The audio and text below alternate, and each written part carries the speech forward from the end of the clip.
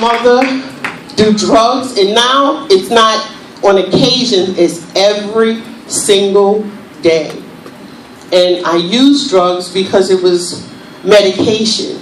I didn't feel anything, I didn't think anything, I didn't see anything, I didn't care about anything. And I did this day in and day out while maintaining the job. And it got to the point where my poor baby, the boys are grown, they're moved out, and she's stuck. Yesterday she gave a speech, and I didn't realize she was only 9 when I put her in charge of a household. And she took care of her brother. She had opportunities to go to great schools because she's brilliant.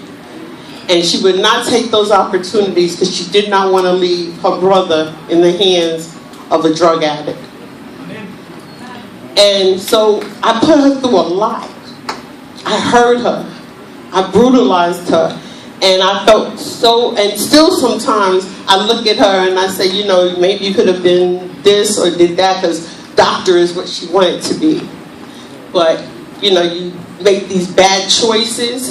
And then what I thought about was, what the heck was I thinking? Because you have these kids and all we're thinking about is ourselves. We're not even putting them in the equation. When I watch Bishop with his girls, I marvel at it.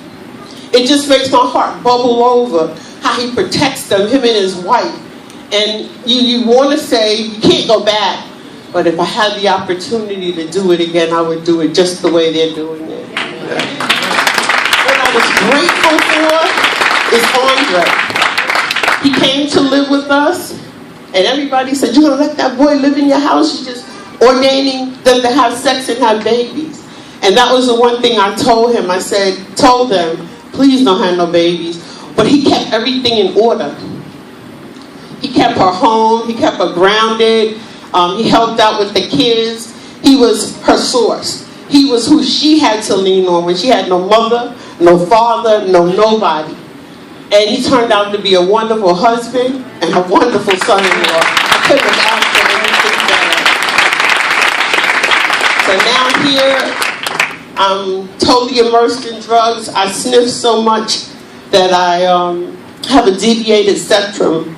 So I don't have a sense of smell because I blew my nose out. And I'm so sick and tired of being sick and tired. My mother's telling me about this church, and you need to go, you need to go. I was raised in church, and when I got married that day, I looked back at the altar and said, I ain't never got to come back here again. It was church, it was Sunday school, it was Bible study, it was going out with her. So I was sick of church and didn't learn anything. The only thing that stuck with me from church was the music.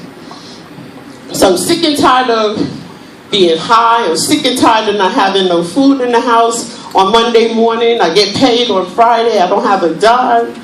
And I go to church. I got baptized 4 times, so last Sunday was my 4th time and my final time.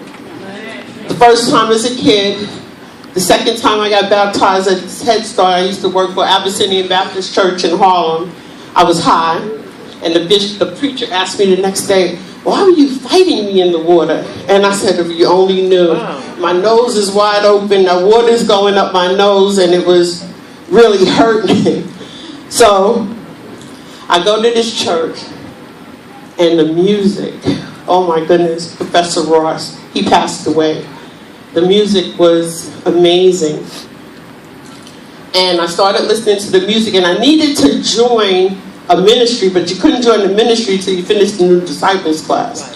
Well, anyway, he went to the pastor. He said, we need to keep her. We need to hold on to her. I was a mess. I could put my pants on with the belt in the last loop. I could slip them on. That's how small I was. And I used to tease crackheads and talk about them, but I was a cocaine head, like a crackhead in my own house. Dirt around my ankles sometimes. Smoking cigarettes. Kawana declares till today that I gave Andre and Andre Jr. asthma from all the cigarette smoke.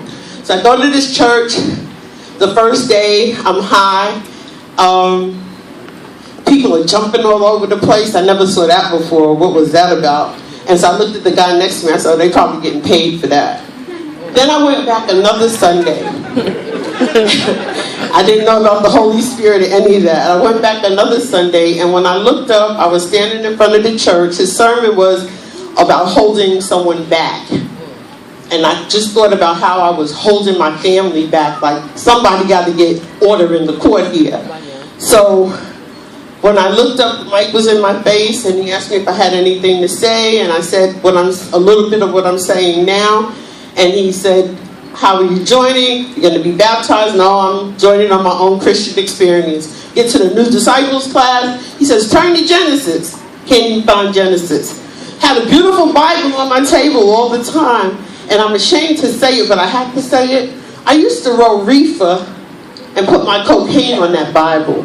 I bought that Bible because it matched the decor in my house. It was white, it was beautiful, it was gold. So that's why I bought it.